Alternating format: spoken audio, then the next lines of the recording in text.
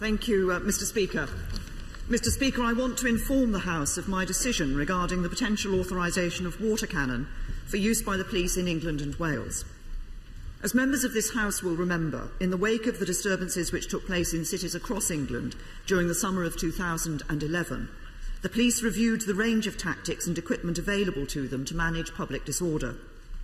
In their report following those disturbances, the Metropolitan Police Service identified water cannon as a potential option, and in May 2013, Chief Constables took the decision to collectively bring forward a business case for authorisation.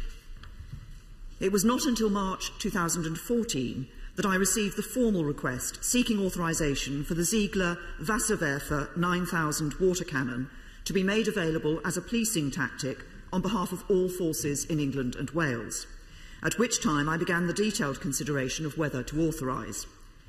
In June 2014, the Mayor of London's Office for Policing and Crime approved the purchase of 3 Ziegler Wasserwerfer 9000 water cannon from German Federal Police, which arrived in the UK in July 2014.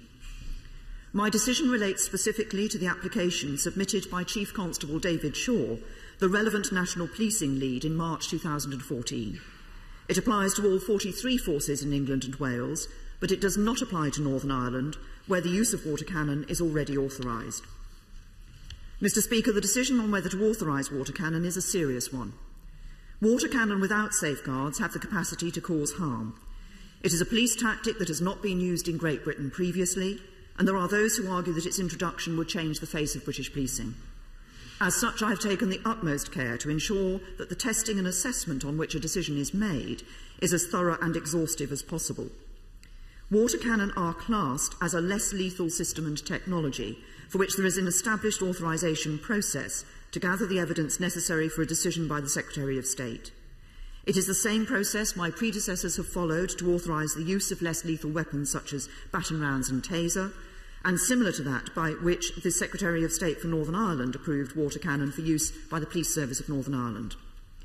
This assessment process is comprehensive. It has involved a full independent review of the medical implications of water cannon and a further review of the latest police guidance, training and maintenance documents, both conducted by the Defence Science and Technology Laboratory as advisors to the Independent Scientific Advisory Committee on the Medical Implications of Less Lethal Weapons. It has also included formal operational performance trials of the 3 water cannon vehicles procured by the Metropolitan Police, conducted by the Centre for Applied Science and Technology.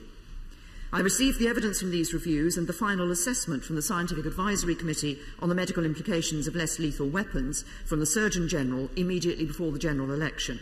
I will place copies of all these reviews and the formal request from Chief Constable David Shaw in the House Library.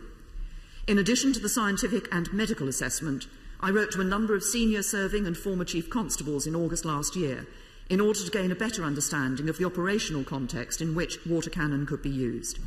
This was with particular reference to the potential use and effectiveness of water cannon in major operations, including the Countryside Alliance demonstrations in 2004, the Israeli Embassy demonstrations in 2008-9, the student protests in 2010, the G20 protests in London in 2009, and the summer riots in 2011.